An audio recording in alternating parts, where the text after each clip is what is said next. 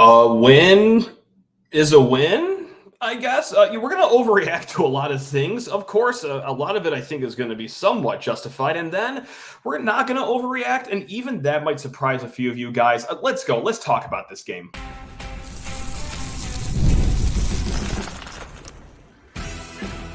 You are Locked On Spartans, your daily podcast on the Michigan State Spartans, part of the Locked On Podcast Network, your team every day.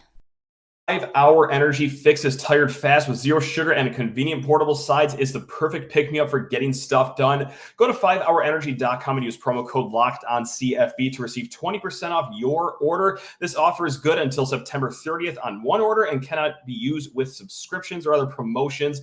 Go to 5hourenergy.com. Spartan friends, Spartan family, Locked On Spartans listeners, thank you all so much for tuning into a post-game instant reaction episode of Locked On Spartans, your team in green and white 5 days a week. Please rate, review, subscribe, comment below how you are feeling about that one. Give us your biggest overreaction because we're going to have a lot of thoughts on that week one win. Let's not get lost here. It was a win at the end of the day, even though it may not have seemed like that on one side of the ball. But yeah, leave that below. Or if you want to reach out, email lockedonspartans@gmail.com. And if this is your first time listening and you're wondering where the hell is this guy? No, we're not in the fancy studio. That's right. This is a road game for yours truly. But hey, you know what? We're going to make it work. And of course, I couldn't stay away from a microphone for too long. We're going to talk about this one. And guys, let's start on the positive note here. And if this went sideways, if Florida Atlantic, did storm down the field, did get that last touchdown, did win, you would not be hearing any positivity out of us. Let's not get it twisted here.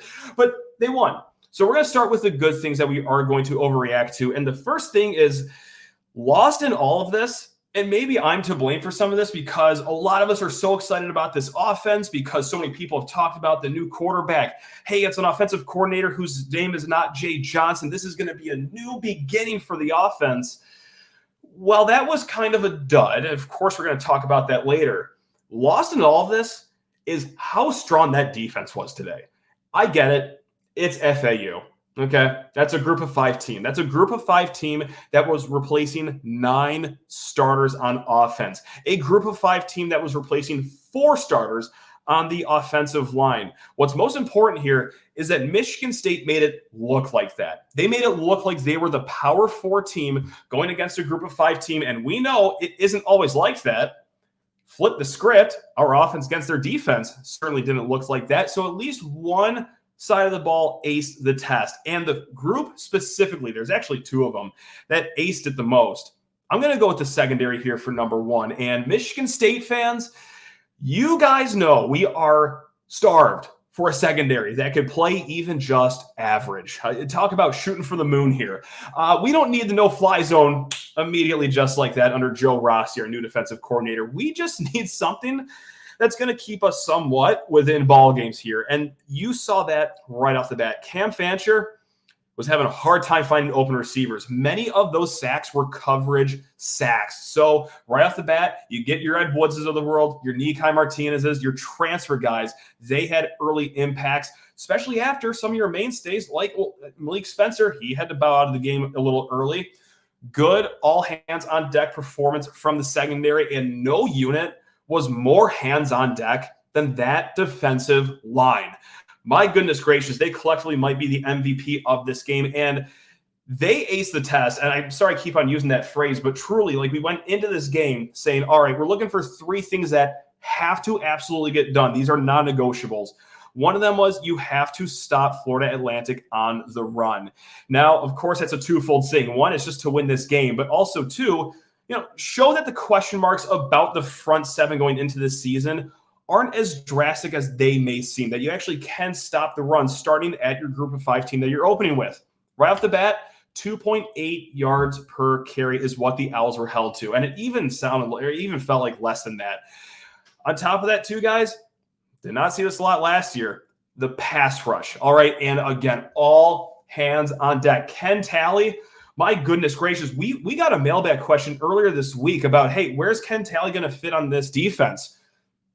I said don't know. The former 4-star kid transfers from Penn State. He's kind of that tweener position, not really in the middle defensive lineman, not really an edge rusher. Maybe he's going to be used on third downs for pass rush situations. Well, it turned out that maybe turned into actually certainly what was the case here and what benefited Michigan State. Certainly not the only star of this game. Chris Bogle, you know what? We've been talking about him having a resurgence under a new defensive scheme. He's been talking all offseason about, hey, you know what? Felt a little static last year. This new defensive scheme is going to loosen us up a little bit and have us playing better ball. Well, you saw that very early on from him. Anthony Jones, the transfer from Indiana, he had a very nice play late. And then, well, how about just your interior defensive line too, guys? Daquan Dowse, the transfer from Georgia Tech. Now, we were pretty high on this pickup. We didn't think that it was going to be, an instant, okay, you just plug him in for Derek Harmon or Simeon Barrow. But you saw it at Georgia Tech last year in their 3 toughest games. We're talking against Ole Miss, North Carolina, and Georgia. Well, that's when he statistically had his best 3 games. Can he bring that kind of momentum and energy and production all season right off the bat? Well, I would say so, starting with that safety and also just throughout the game that he really brought that noise. Got to see Ben Robertson there, Alex Van Sumeren. We're going to wait to see more out of those guys, of course. But, yeah, just a tremendously strong game from that front. And, of course, the linebackers too, but that was never really an issue going into the season. Very, very far from a question mark was that linebacker spot. Number 2, as far as things we are going to overreact to on the good side of things, believe me, guys, if you're one of the Panic Spartans out there, if you're an Oregon State fan or a Michigan fan that's waiting for good old Matt to melt down here, segment 2, again, it was 16-10. It's not like we beat the brakes off these guys, but it was 16-10, thankfully, because of Kay'Ron Lynch-Adams. We have been talking up and down about this guy throughout the offseason. Because what does he do? He gets yards after contact. And, well, what, unfortunately, again, we'll get to this in a little bit. Oh, God. What does this offensive line like to do to the running backs? Give them contact as soon as they touch the ball, seemingly. So Kay'Ron Lynch-Adams did not seem to face him on that touchdown run. Stephen Brooks actually pointed this out, too, on Twitter. That was supposed to go to the C gap. That was supposed to be to the outside. But his vision, he saw a lane you can drive a school bus through, and he was all but untouched. The guy nicked his ankle like 20 yards away from the end zone, but that was a no-doubt touchdown right when he saw that hole. It was far from just that moment, though. Hit in the backfield in the second half, still gets a 4-yard pickup out of it, and yeah, you're seeing a solid running back, and is it time to overreact and say, well, Nathan Carter, running back 1, your time is up? I'm actually going to shock some people right now. That actually might be an overreaction. To not overreact to that, I'm spinning a web right now. I don't think that was all Nate Carter's fault. It's undoubtedly true. Anyone with even one functioning eyeball could tell you that Kay'Ron Lynch-Adams was the better running back this game. But, guys, if you DVR'd this game, and I plan on doing this too, of course, but even in the moment, you're seeing Nathan Carter get the ball and being met by a sand-colored jersey or whatever off-shade color of white that was that FAU brought. As I'm getting a call here. You saw him get hit almost immediately. Like, no favors whatsoever. Again, we're going to get to that here, but it just didn't seem to matter for Kay'Ron Lynch-Adams. So if you're out there saying that, hey, that is your number 1 running back, well, I can't blame you too much. So, guys, that's where I'm at right now with the overreactions. I just got 2 of them. One, the defense looked really good, and that should not be ignored. Number 2, Kay'Ron Lynch-Adams. Okay, he is worth being hyped up about. Now, let's say this keeps happening. Weeks 2, weeks 3. Yeah, okay, then we're going to have the conversation about making a changing of the guard. But, yeah, I just thought Nathan Carter was given no help, and Kay'Ron Lynch-Adams, a lot of that hay on that one run, but even after that, like he was superb here. Guys, we're going to overreact to if you're here for the negatives of that game, if you want to sound off about what you didn't like from that game, comment below on YouTube or reach out to us, lockedonspartans@gmail.com. But first, guys, you need to talk your ears off about 5-hour energy. Now, if you're like me, you're going to wake up a little groggy tomorrow. And no, that's not because, I hit the tailgate hard today or anything. I had a tremendously long travel day.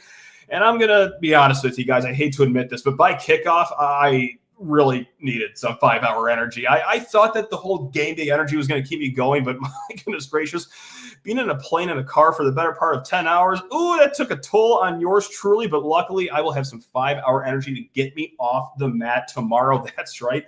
Pick some up on the way to the house that we're at. With zero sugar and a convenient portable size, it's the perfect pick-me-up for getting stuff done. The 5-Hour Energy website has flavors galore. We are talking watermelon, tropical burst, grape, berry. There is more than just that, guys. There's a flavor for everyone, so go try them all. On the site, you even have the option to build your own 12-pack or 24-pack. You choose the flavors, and it is delivered right to your door. It does not get any easier than that. If you go to 5hourenergy.com, that is the number 5hourenergy.com, and get some 5-Hour Energy product today, you can use promo code LOCKEDONCFB to receive 20% off your order.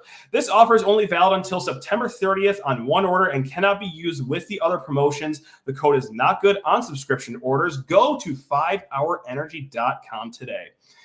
And guys, thank you so much for making Locked On Spartans part of your game day here, or just every single day this week, guys. If this is your first episode, yes, we are sick enough to do this every day throughout the week. And, well, so do the fine folks at Locked On College Football. Go make them your second listen. Fantastic host over there, Spencer McLaughlin. He's going to bring you up to speed on everything week 1 and beyond. Now, before we overreact to the negative right now, you're probably wondering, when is this guy going to finally talk about the guy that he's been building up all off season, this quarterback that I've been excited to watch? When is he going to? Let's do that right now. Let's make a sandwich right here. We just overreacted to the really good things. We're going to overreact to the really bad things. And I know Chiles did not look good in that second half. Believe me, I have 2 functioning eyeballs. I've watched the game of football before. I know what bad quarterback play looks like. I've been a Michigan State fan my entire life. And we also know what good quarterback play looks like. And we know that it wasn't just that yet. But guys, maybe this is going to be something that you are so sick of hearing, because we talked about this throughout the week. We said that if it is a slow start for Aiden Chiles, actually not going to overreact to that. And I still maintain that being my thought process here. Second half, again, let's not mince words. That was not great. They struggled to get first downs. And the rare spot they did actually get first downs, well, it ended in what we all thought at the time, at least watching on TV with no other Spartan in the frame, was going to be a pick 6. Not the greatest decision with the football, but what has Jonathan Smith been talking about all offseason? And I hate to sound like Mr. Told You So, but what have we also talked about this week is it's going to take some time. So yes, not a great game. I'm not going to overreact to it and saying Michigan State should jam him in a FedEx box and send him back to Corvallis. He is no good. He is Joe Milton 2.0. Now, does this mean it's automatically just going to turn around and everything's going to be good? No, I'm a fan. I'm not an idiot, guys. Of course, there's a reality where this doesn't all work out. But first game, newly minted quarterback, young guy, the pressure of being the guy in front of a sold-out stadium. I'm going to give him some time. And we're going to take a time capsule for us Michigan State fans. If this is your 5th time hearing it this week, I'm sorry. You know where I'm going with this. How was Connor Cook in that offense's first game in 2013? I remember not being too thrilled with that. I remember some Damian Terry chants kind of around that era of Michigan State football.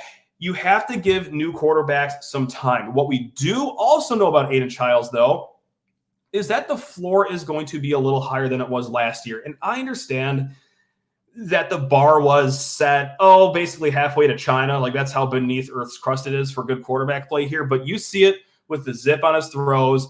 The long balls need some work. We'll get to that play calling here, I'm sure, in a little bit if I can remember to bark about that. But you see him extend plays, solid with the scramble. I'm comfortable with where Aiden Chiles is at even after that game. Is there going to be growing pains? Of course. That was unfortunately in the second half with that interception, namely a big growing pain that he will have to go through. But hey, hopefully just like Jonathan Smith and what we've seen from Aiden Chiles, cool, calm, collected, okay? No losses, only lessons. Let's move forward on to Maryland. Now, what we are going to overreact about in a negative way, oh boy, we had some question marks here about this offensive line. And in the first segment, we talked about in our pregame show that there were 3 things that we had to absolutely see. Well, the other two were all about the offensive line. One was pass protection, which I thought was actually okay today. That's not where, of course, we're going with this. The first thing that we started the pregame show with was you have to move the ball against Florida Atlantic. Okay, I don't care that they returned 6 guys from last year's team. You are the power 4 offensive line going up against a group of 5 offensive line. This crap happened last year against Central Michigan where it didn't look great on the ground, and you can kind of see throughout the rest of the season, even just there right in your seat at opening week that, this might not work out well against other physical Big Ten teams. What we saw today, less than inspiring. And it's almost more concerning that it came from the inside runs that they tried because, well, where did the big-time transfers come from? The inside of the offensive line. I'm going to try to not just mark it off as a complete foregone conclusion that the run game is going to be horrible, specifically on the inside. But, man, I'd be lying to you if I said I wasn't completely jaded from what we saw last year. And even the year before that, it's been some pretty gnarly offensive, not gnarly in the good way, gnarly offensive line play here in the last few years. And this is the reason why Michigan State was at 4.5 is what we kept talking about this offseason is that you feel good about everywhere else on the field except, well, the defensive line has some question marks, although they looked pretty good today. And the offensive line, those are 2 of the arguably most important positions in college football. Sure, you can look at the box score and say, oh, Michigan State, they ran for 4.8 yards per carry. What are you all riled up about, Matt? Guys, in the first half, they had 5 runs that went over 5 yards. One of them was, of course, that brilliant touchdown run by Kay'Ron Lynch-Adams. Aiden Chiles also had that nice touchdown run too, but it was an overall struggle, I would say. I don't think I'm overreacting to that. If you think I'm an idiot, let me know in the YouTube comments or, again, lockedonspartans@gmail.com, but that was less than inspiring, and I kept seeing Nathan Carter's name thrown around, being like, oh, get him out. He stinks. Get him out. What do you want him to do when he's being met with a defender at the same time he's getting the ball handed to him? Like, I don't think it's all Nathan Carter, and it's also not just all the offensive line, too. That 4th down call, which I do want to try to remember to get to because I'm not overreacting. Sorry, I keep saying that. I'm going to try to get to it, but the tight ends got fried like toast left in the toaster for 15 minutes. Like, not a lot of help was done on the line. Again, a lot of season left, but I don't think that was an overreaction there because that kind of telepaths that, well, how's it going to go against Maryland next week, who has a much stronger front than FAU? How's it going to go against the rest of the Big Ten teams that you have? All right, we're going to keep moving on here with overreactions, and I swear, I know I'm better than this. I know I shouldn't overreact to this, but here I am. Those penalties. Okay, is this the Mel Tucker era still going on? Is this the same old undisciplined, I almost swore, bull baloney that we have been accustomed to the last few years here? Because, my goodness gracious, it wasn't just, oh, your false starts or, oh, your offsides. Like, blatant, unsportsmanlike conduct penalties. Guys, the Malik Spencer targeting, I know that quarterback has some very suspect slides throughout the game. This is going to maybe strike a chord into the wrong way with a lot of State fans. What Malik Spencer did wasn't even legal in the 90s, and you could have seen that play happening from 5 yards away. Like, I'm sorry. He should have been probably thrown out of that game for targeting. Again, I bleed green and white, love all the Spartan players, but what were you thinking? Or Dylan Tatum, who I love, I think is a great player, unfortunately left the game in a knee brace and crutches, which obviously is not a good sign, but horse collar tackle 5 yards out of bounds. Like, that's just not a great idea. Or the Daquan Dow's face mask. Or, I mean, this wasn't an unsportsmanlike conduct penalty, but Jordan Hall being damn near in the backfield on that 3rd down, that kept the chain going.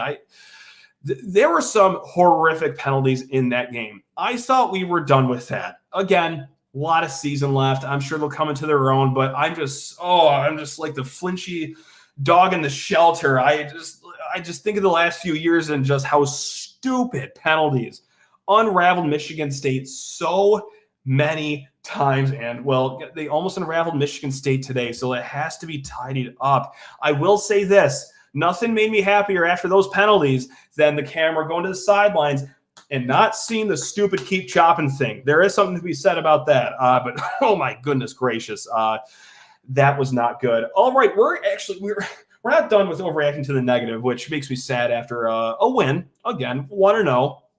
A meaningful win for the first time in Lord knows how long here in East Lansing. But first, guys, before we get to the play calling, stick around for that. I need to talk your ears off about Ultimate College Football Head Coach. This is a fantastic app for you Locked On Spartans fans. I want to take a moment to give you a heads up on a brand new mobile game that I think you're going to love as much as I do. Again, Ultimate College Football Head Coach. In this amazing game and simulation, you get to step into the shoes of a head coach and lead your college football program to glory. Can you imagine being the head coach of Michigan State University? Well, after tonight's game, I'm sure some of you actually do want to try to be that. And here's what I really love about this game. You are responsible for calling offensive plays during the games. What a great time for this ad read, because we're going to get to that in a hot second. Your strategy will not only determine the success of your football season, but will shape the future and legacy of your program. You can also play offline. It's ad-free. Just get up and go. Play whenever you want to. There's no hassle with any payments or anything like that. To download the game, guys, just visit ultimate-cfb.com or look it up in the app stores. And when you do, use promo code LOCKEDONCFB, all caps, inside the game. Again, ultimate-cfb.com or look it up in the app stores. It's Ultimate College Football Head Coach. All right, we got an elephant in the room to address, and I hate to bring online beef onto the show because a lot of you people live normal, healthy lives, and you live in the real world. Not on Twitter, but earlier this week on Twitter, Oregon State fans were getting into it with Michigan State fans about, you're going to hate Brian Lindgren. You're not going to like what he has to offer. And then we're sitting over here like, brother, we just got done with Jay Johnson. A slice of grilled cheese would be better than what we just had. And then Oregon State fans are saying, oh, you're going to learn, Sparty. We even made this a segment with Graham Couch does Brian Lindgren have the best job in America? Because the only way to go is up with Michigan State fans. And I'm not going to, put a for sale sign in Brian Lindgren's house. Again, one season, not the greatest offensive line to work with so far. Hopefully that could change here miraculously. But nevertheless, if I saw one more inside zone run, if I saw one more 45-yard streak route down the sideline, on 3rd and 5, which, by the way, the pass went 60 yards on the 45-yard route. Great arm talent, don't get me wrong.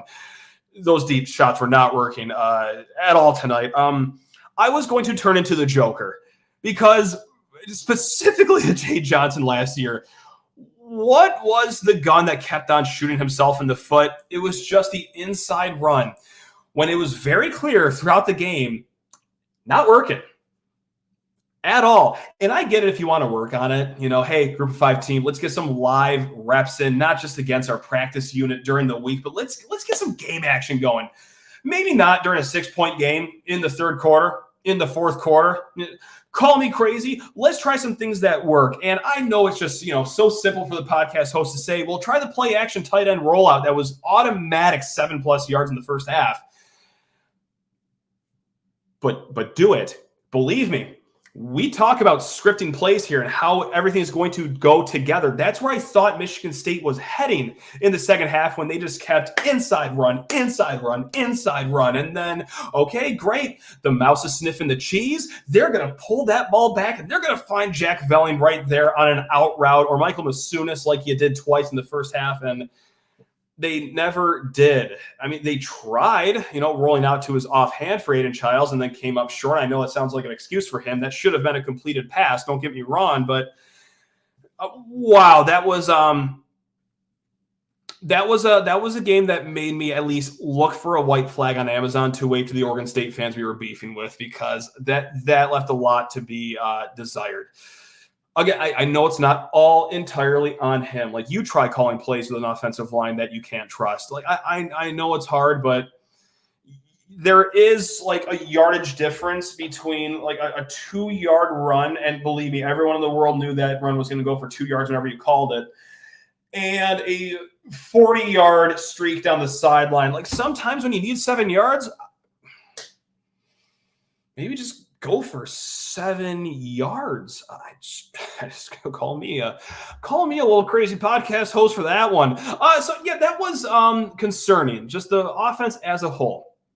Don't get me wrong. Like I still believe in the long-term career for Aiden Chiles. Again, if we're 4 games into the season and it looks like that every single game, going to start to worry a little more. But yeah, now one thing that we will circle back on that I'm actually not, it's a weird spot here, that I'm not concerned about was that 4th and 1 inside the 20-yard line. You take the chip shot field goal to make it a 2-possession game late against FAU. I know that a lot of people did not like the call in the moment. I know a lot more hated it after the running back got detonated 3 yards behind the line of scrimmage. I actually liked that call. I did like going for it. And I know, of course, in hindsight, that sounds so stupid, but the reasoning is 1 yard as a power 4 team against a group of 5 team, you should pick that up every single time. And I know I'm just really boiling it down maybe to too simple of a caveman thought right now of, oh, bigger school should be better than smaller school.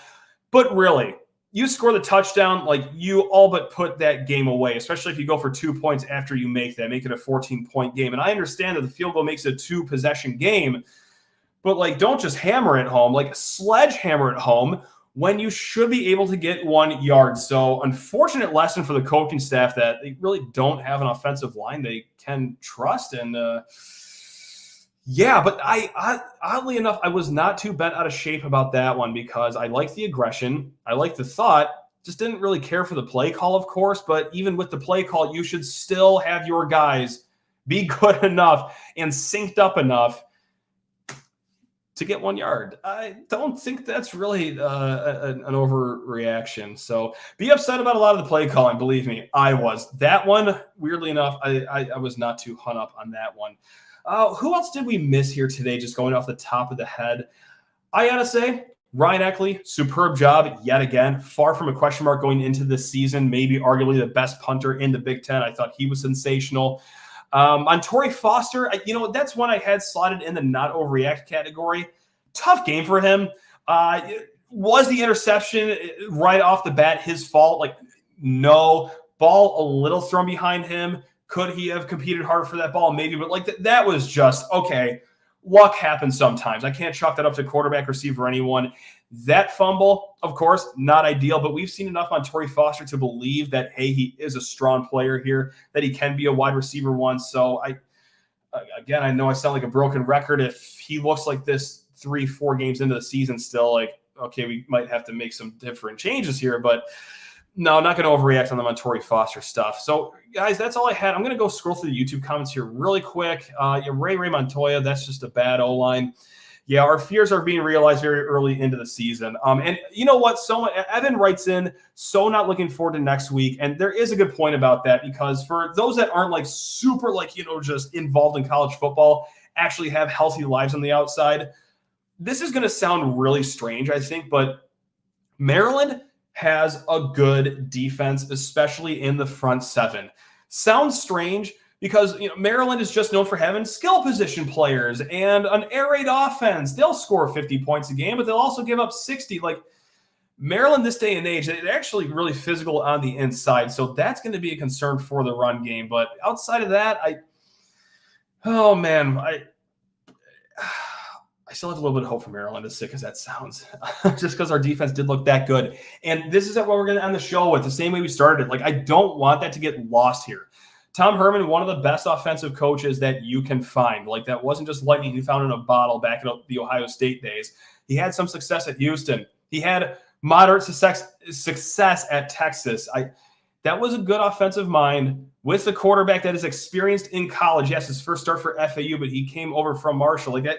The defense did a really good job. They did their job of shutting down a group of 5 team, but I think it's worth tipping your cap to here. So I just got to leave you with that. Yeah, underwhelming from the offense. I think it can get better in some ways. That offensive line is a concern, but let's not just, watch what the defense did and just not think anything of it. I think that was very impressive by them. So, not going to have a parade down Grand River, but hey, you got to take the positives where you can get them, especially after a win. So there we have it. Let's just keep scrolling. Let's just get one more comment in here. The play calling took a page from Florida State against Georgia Tech, and that's not a compliment. Well, unfortunately, the offensive line looked like Florida State's offensive line, and that's not really necessarily in the good way. I feel bad about this because obviously the kids work hard, but we're doing a show where we gotta just react to what we're seeing with our eyeballs. And yeah, every year you're taught how important offensive line play is in the game of football. If you haven't learned it by now as a Michigan State fan, you never will. So yeah, that's why that's why the hairline that we're showing off right now on YouTube is scaled back as it is. It's because that offensive line.